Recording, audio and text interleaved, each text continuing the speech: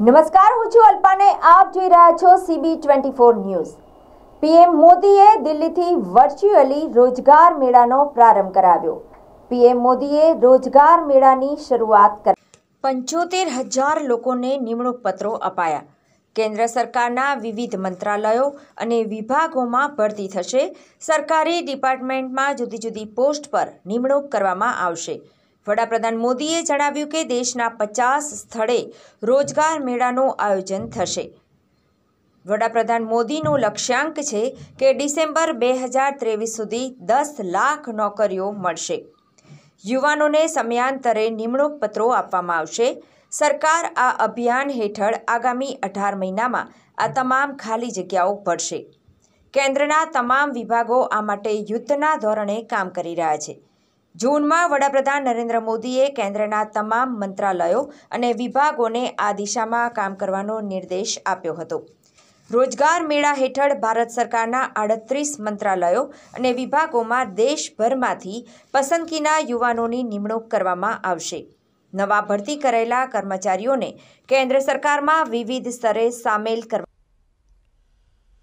Self attestation, युवा अपने certificate खुद प्रमाणित करे, ये व्यवस्था की. दूसरा बड़ा कदम हमने केंद्र सरकार की ग्रुप सी और ग्रुप डी इन भर्तियों में इंटरव्यू को खत्म करके उन सारे परंपराओं को उठा लिया. इंटरव्यू की प्रक्रिया को समाप्त करने से भी लाखों नौजवानों को बहुत फायदा हुआ है. साथियों, आज भारत दुनिया की 5वीं बड़ी अर्थव्यवस्था है. 7-8 साल के भीतर हमने 10वें नंबर से 5वें नंबर तक की छलांग लगाई है. ये सही है कि दुनिया के हालात ठीक नहीं है. अनेक बड़ी बड़ी अर्थव्यवस्थाएं संघर्ष कर रही हैं. दुनिया के अनेक देशों में महंगाई हो, बेरोजगारी हो, अनेक समस्याएं अपने चरम पर है. 100 साल में आए सबसे बड़े संकट के साइड इफेक्ट्स 100 दिन में चले जाएंगे, ऐसा न हम सोचते हैं, न हिंदुस्तान सोचता है और न ही दुनिया अनुभव करती है. लेकिन इसके बावजूद संकट बड़ा है, विश्वव्यापी है और उसका प्रभाव चारों तरफ हो रहा है, दुष्प्रभाव हो रहा है.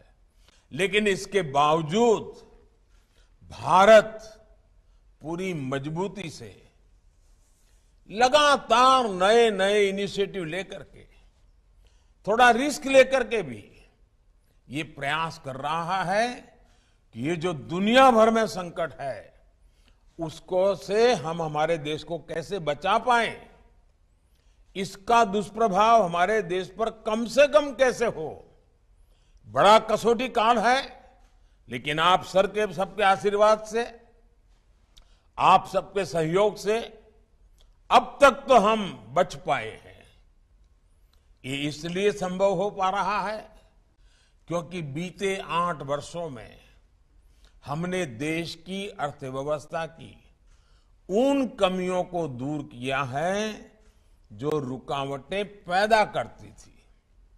साथियों, इस देश में ऐसा वातावरण बन रहा है जिसमें खेती की, प्राइवेट सेक्टर की, छोटे और लघु उद्योगों की ताकत बढ़े. ये देश में रोजगार देने वाले सबसे बड़े सेक्टर है.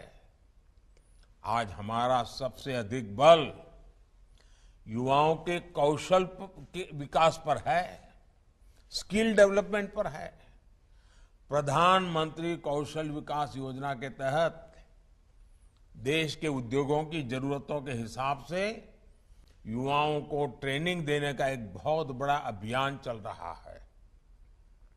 इसके तहत अभी तक 1.25 करोड़ से अधिक युवाओं को स्किल इंडिया अभियान की मदद से ट्रेन किया जा चुका है।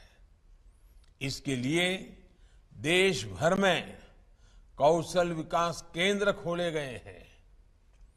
इन 8 वर्षों में केंद्र सरकार द्वारा उच्च शिक्षा के सैकड़ों नए संस्थान भी बनाए गए हैं।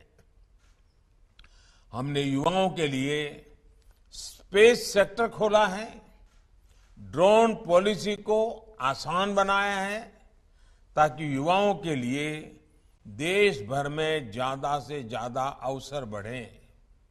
साथियों, देश में बड़ी संख्या में रोजगार और स्वरोजगार के निर्माण में सबसे बड़ी रुकावट बैंकिंग व्यवस्था तक बहुत सीमित लोगों की पहुंच भी थी।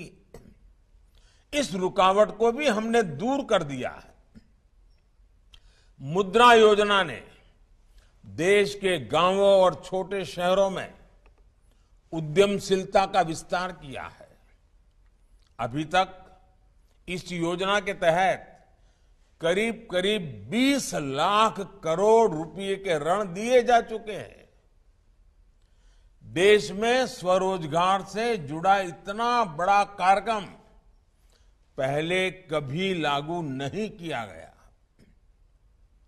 इसमें भी जितने साथियों को ये ऋण मिला है उसमें से 7.5 करोड़ से अधिक लोग ऐसे हैं जिन्होंने पहली बार अपना कोई कारोबार शुरू किया है, अपना कोई बिजनेस शुरू किया है।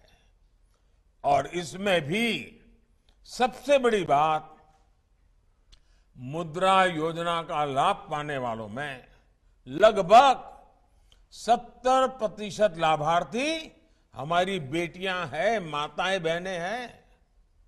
इसके अलावा एक और आंकड़ा बड़ा महत्वपूर्ण है।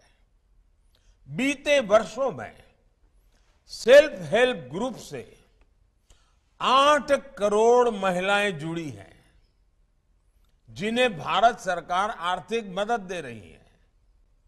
ये करोड़ों महिलाएं अब अपने बनाए उत्पाद देश भर में बिक्री कर रही है, अपनी आय बढ़ा रही है। अभी मैं बद्रीनाथ में कल पूछ रहा था, माताएं बहनें जो सेल्फ हेल्प ग्रुप मुझे मिली, उन्होंने कहा इस बार जो बद्रीनाथ यात्रा पे लोग आए थे, हमारा 2.5 लाख रुपया हमारा